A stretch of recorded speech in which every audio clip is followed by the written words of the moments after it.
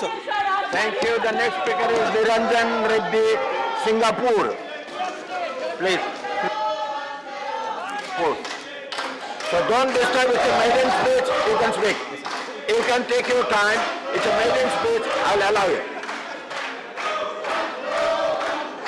I thank the Honorable Speaker, sir, for giving me the opportunity to speak. But this is my first opportunity of speaking in the August House. So I would want to start my speech by thanking the person who made it possible for me to come to this house and address this great house. That is my Chief Minister, Mr. Jagan Mohan Reddy. Then, sir, on the bill, I am standing to support the bill on behalf of my party because this is a bill that shows India as a consultative partner. India is amongst the only 29 consultative partners that has been accorded a status to be consulted with regard to the actions on Antarctica. I commend the government for bringing this bill because in that special capacity as a consultative partner, I think it is our responsibility to ensure that we do this environmentally important activities. Sir, while I support the bill entirely, I have a few constructive suggestions for the government and the Honorable Minister on 3 or 4 aspects. Sir, if I may have the Honorable Minister's attention, sir, I have 3 or 4 only constructive suggestions if you think it will help improve the bill. I support the bill fully. Sir, in the first instance, there are 4 points on which I want to make constructive suggestions. The first suggestion, sir, is on the extent and applicability of the Act. Sir, I think unwittingly, the Act seems to confine itself only to expeditions that are undertaken by the Indian government. Sir, if I may draw your attention to 2 sections, Section 2, which deals with any person, and Section 3(1)(k). So 3(1)(k) defines Indian expedition to be a journey undertaken by any person or persons to the Antarctica organized by India. Sir, as a lawyer, I understand that this expression can be understood to mean that if it is the government that is undertaking an expedition, only then this act would be applicable. From the statement of objects and reasons, sir, I see that the intention seems to be that this must be made applicable to whoever is traveling from India on a permit given by our country under this act. Because you're also bringing in tour operators. So just a small clarification.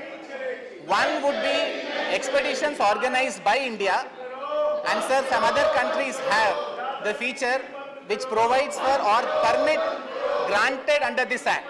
If only those words are added, permit granted under this act, any private tour operator, any private expedition, any private research organization, because they will be taking a permit under this act, they will be covered by the act, and they will not be able to say that act as it stands would not apply to private players.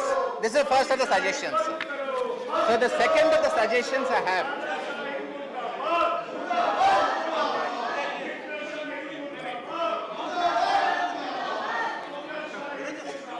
So the second suggestion I have is with regard to the committee's composition.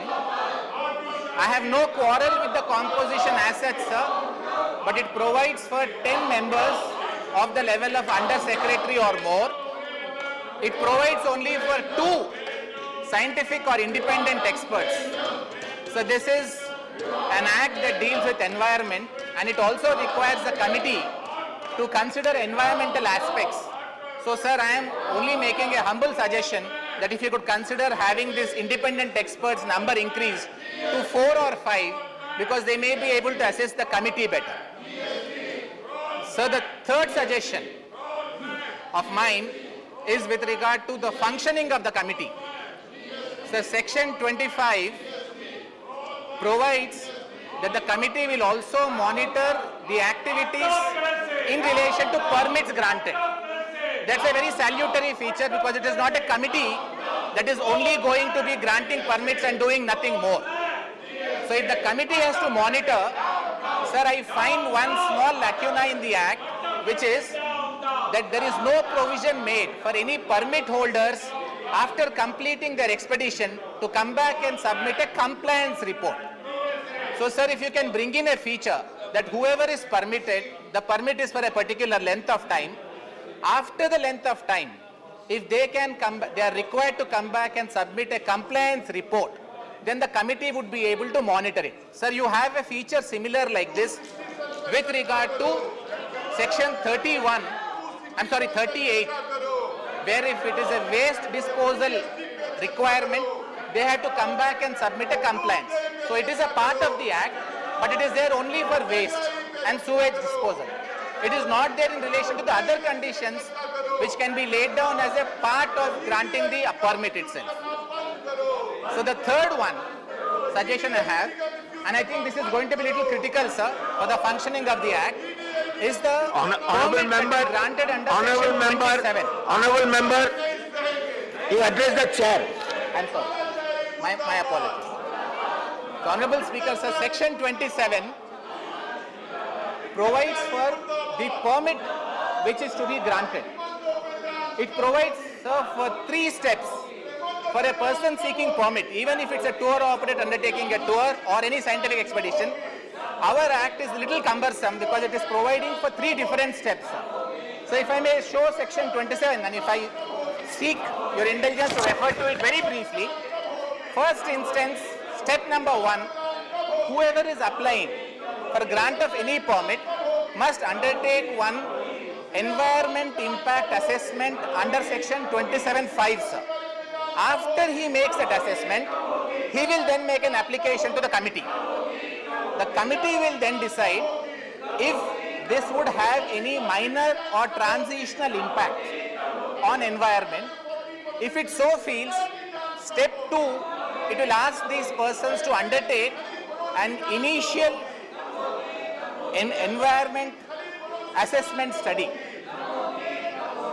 If after that initial assessment is done, sir, if they find that it is likely to cause more damage, then they will ask them to submit a comprehensive environment assessment, sir. Sir, just for illustration, sir, I'll just take 2 or 3 more minutes. I'm just making some important legal points. Yes, sir, but only for consideration. Okay, conclude. Yes, sir.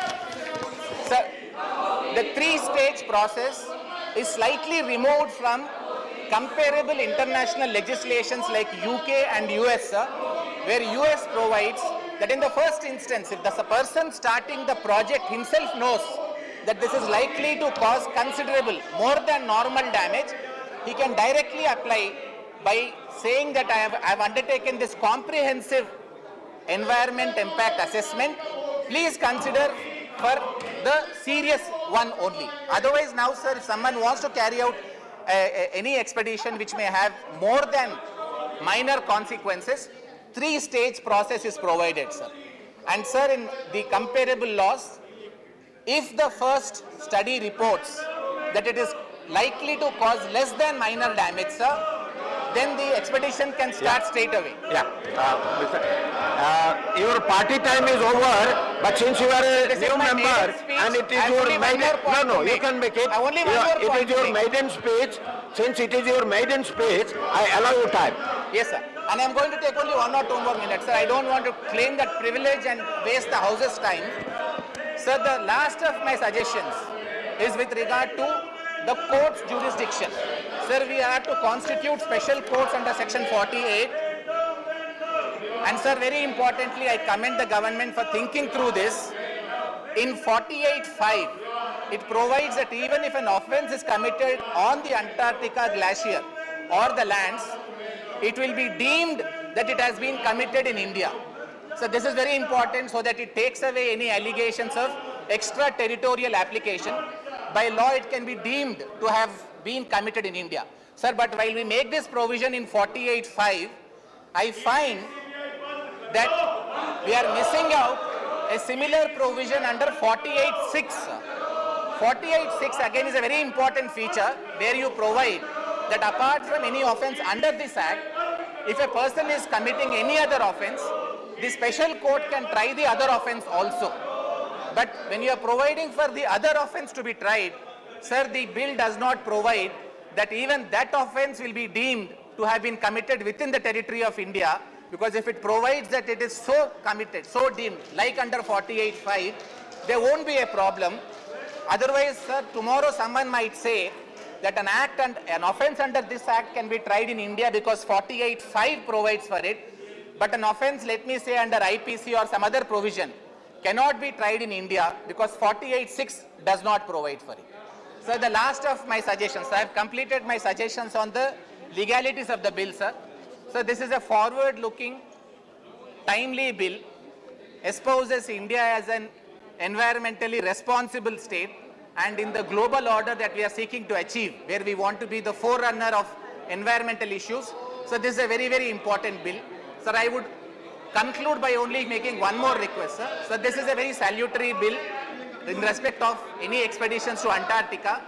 Sir, I suggest that we have a few ecologically sensitive areas in the immediate neighborhood of India, like Andaman, Corals, we have Lakshadweep. I am only suggesting, sir, the government may consider taking a cue from what we are doing in respect of Antarctica bill. If we can come up with some other bill for ensuring that we also protect the ecologically sensitive regions in our immediate vicinity and a part of our territorial limits. Sir, I thank you all for granting me the opportunity. Thank you. The next speaker is Sri A. Rahim.